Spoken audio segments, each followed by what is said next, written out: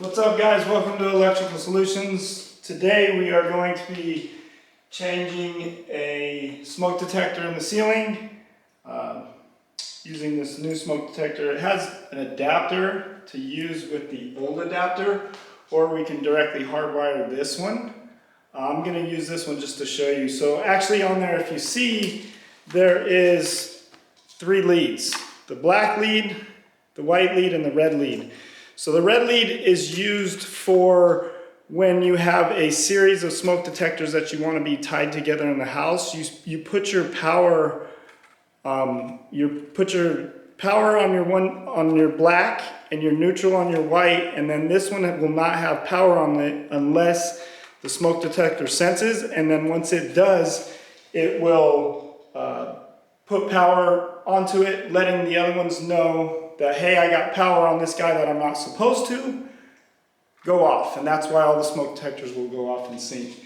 So I've already shut off the power already to this one.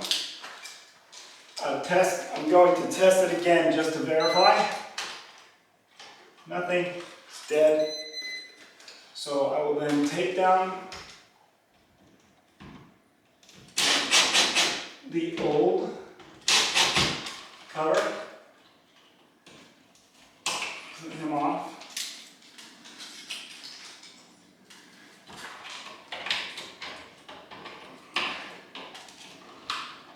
And so in this setup, they are not actually using the red one. So this is a solo rider. He's going to be doing the same thing as he was before, not being connected to the other ones.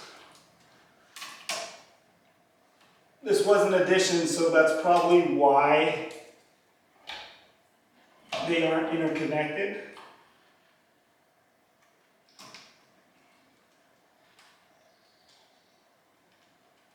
Tie my neutral.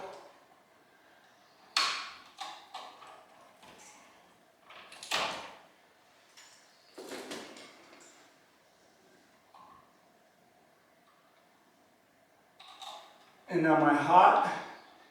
And usually if it's just one single wire,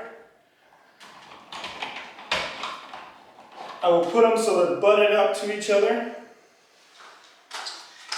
And then twist there so you get a good solid connection, and you want to tug on the wire nut just to make sure that it's in there tight.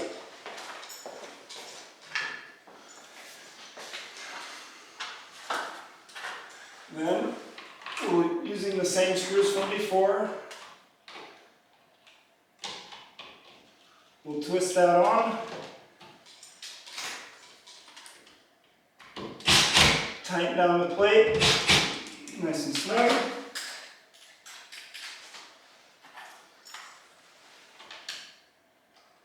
Plug the connector into the back.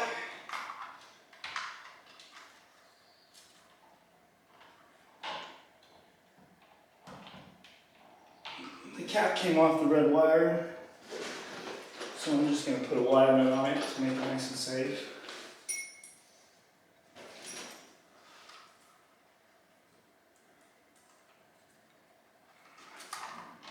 And then put them in.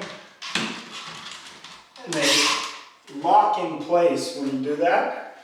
So you want to twist it, you'll feel it, and then give it about another quarter of a turn. Then I'll go to the power source, turn the power source on real quick.